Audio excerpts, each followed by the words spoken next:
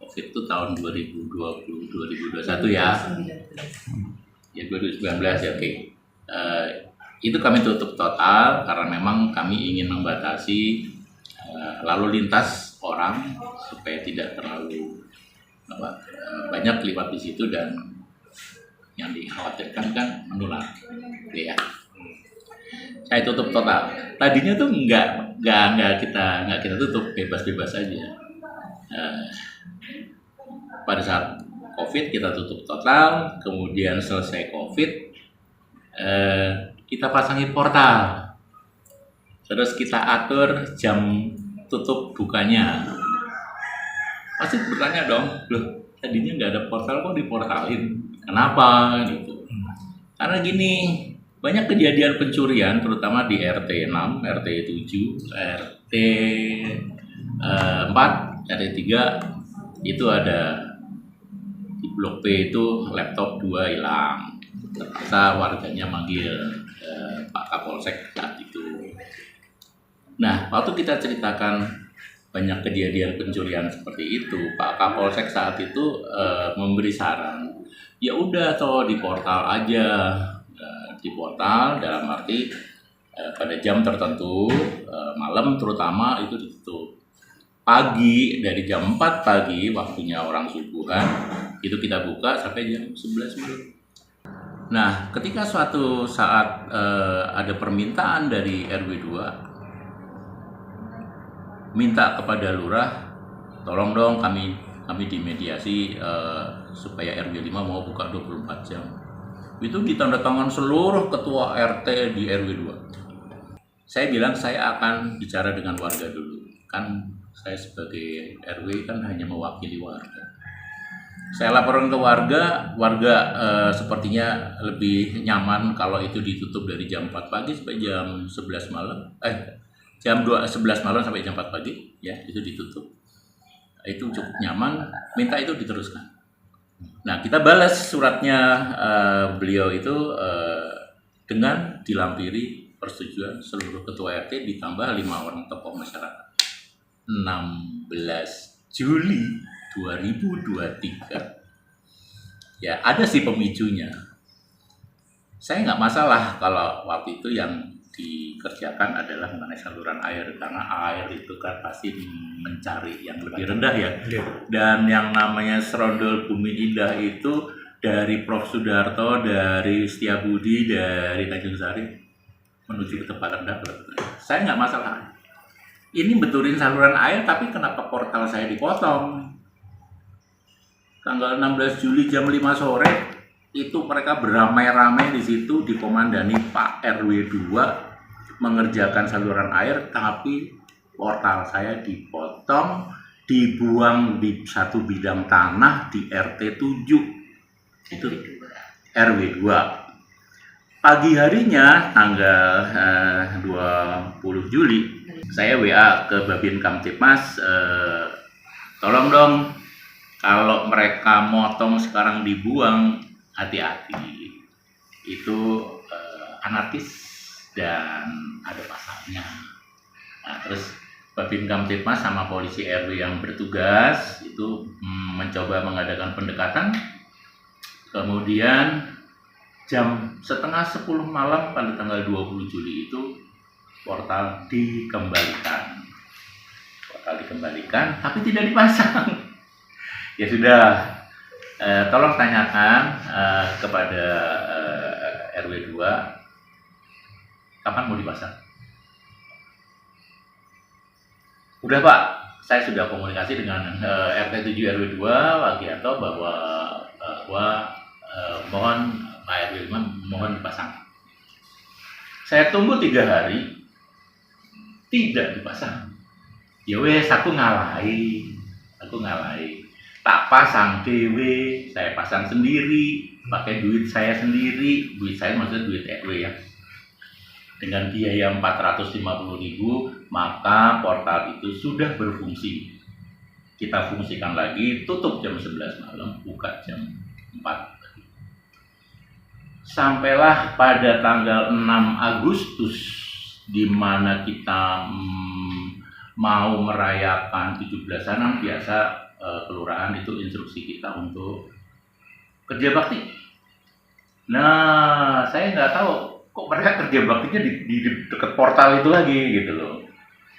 Kemudian bertemulah rombongan RT 8 RW 5 ini dengan rombongan RT 7 RW 2 di posisi yang sama.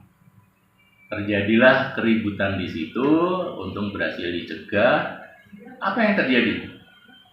Portal saya yang sudah saya perbaiki itu dilas, sehingga portal tersebut tidak bisa difungsikan. Setelah kejadian itu tanggal 6 Agustus, kami berembuk, kami terbitkan somasi 1. Somasi 1, saya kasih durasi waktu 5 hari kerja. Apa yang saya tuntut di somasi 1 itu?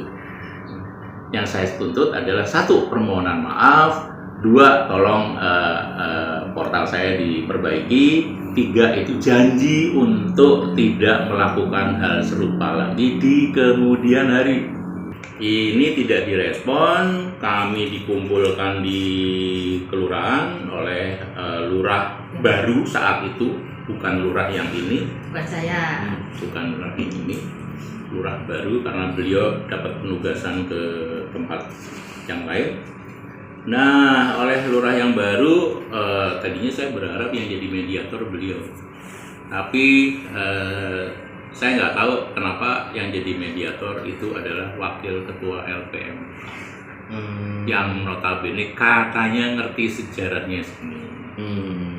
Tapi yang disampaikan cuma cerita sejarah, tidak ada kaitannya dengan portal saya yang dirusak.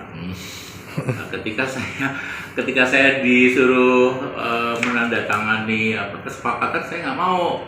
Itu berarti pengerusakan yang kedua, yang somasi 1 itu Iya. setelah terjadi pengerusakan yang kedua itu yang dilas itu ya. Kan yang kedua tuh tanggal 6 Agustus, somasi 1-nya tanggal 14 Agustus. Nggak dijawab. Nggak dijawab. Karena nggak dijawab, keluarlah somasi 2. Somasi 2-nya aja kita baru terbitkan itu 25 Agustus.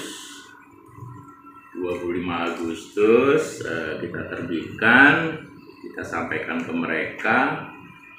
Saya minta 2 kali 24 jam aja, tapi tuntutan tetap yang 3 kan ringan, sebetulnya kan ringan. Minta maaf, diberi portal, janji. Ditunggu sampai 2 kali 24 jam. Kalau itu hari Senin, saya ingat betul hari Senin jam 10 pagi. Harusnya 2 kali 24 jamnya selesai itu hari Rebo jam 10 pagi. Tidak ada respon. Ya wis kabar toh. Udah toh selesai. Karena udah selesai, gak direspon. Saya mulai bilang ke warga, ya udah laporin. Tapi pada hari yang sama jam 10 malam. Boleh saya nyelo yang 10 malam. Itu karena Tulisan. Akses jalan ini ditutup sesuai akta perdamaian dan kesepakatan damai yang dimediasi oleh Polrestabes pada tanggal 31 Oktober. Oke, itu kalau nggak salah di Minggu ya. betul. Minggu, kemudian hari Rebonya baru kita lakukan pagar bumi lah istilahnya itu kalau tembok pemisah. Pagar bumi. Karena kan memang itu sebetulnya pagar yang dulu itu kita bangun lagi. Itu tanggal 16. Tadi ya ini Pak, terkait dampak yang ditimbulkan, ternyata ada warga yang Di sana. merasa kesusahan dan lain-lain. Nah, mungkin dari pihak RW ini dengan sendiri menanggapinya seperti apa Pak? Oh iya, memang itu berdampak di 2 sisi ya. Saya nggak tahu di sebelah sana. Di tempat kami itu ada 4 orang ibu datang ke rumah saya. Pak, kalau di sana itu nanti ditutup Pak, ini belum nih ya, belum ditutup. Tapi mereka sudah baca ini gitu loh, sudah baca apa sih kesepakatan damainya. Jadi Pak, kalau nanti ditutup jalan itu akan semakin padat. Loh, padat kenapa? Iya Pak, karena banyak murid Bina Insani itu yang pakai mobil, baik diantar maupun dijemput. Nah kalau jalan di lingkungan kami itu bisa papasan, tapi kalau lingkungan mereka kalau papasan nggak bisa. Itu sering terjadi crowded di RT 4 di pintu pos 5. Itu dampaknya. Lain-lain yang punya kos biasalah. Tapi dia paham. Memang ini jadi menyulitkan, dia hanya menyuarakan dari sebelah sana sebetulnya. Tapi saya nggak mau terima gitu aja. Ini ibu-ibu jadi susah belanja, alah muter sidik. Anak sekolah SMP 27, muter sidik. Yang menurut saya agak berlebihan sih katanya, ini menjadi anak kos saya jadi tidak bisa beribadah. Loh, padahal ada masjid yang lebih dekat loh dibandingkan di masjid kami. Kan bisa kesana. Jadi nggak ada yang kami halangi. Karena pintu akses tetap ada. Dan mereka punya masjid sendiri, punya akses sendiri. Mau kelewat mana? Mau ke Sumur Boto, ke Prof. Sudarto, atau mau ke Setiabudi? Mereka bisa loh. Lewat tempat kita juga bisa. Tapi sekarang hanya satu pintu. Nah, karena terjadi crowded seperti itu, saya bilang sama ibu-ibu tadi, tenang Bu, saya akan nyuratin Bina Insani, mohon agar yang nganter dan jemput ini silahkan masuk lewat SPI, tapi keluar di Prof. Sudarto atau Setiabudi, jadi searah gitu, jangan ada papasan, karena yang bikin macet hanya papasan doang. Jangan lupa follow, like, dan subscribe sosial media Tribun Jateng. Download Tribun X sekarang, menghadirkan lokal menjadi Indonesia.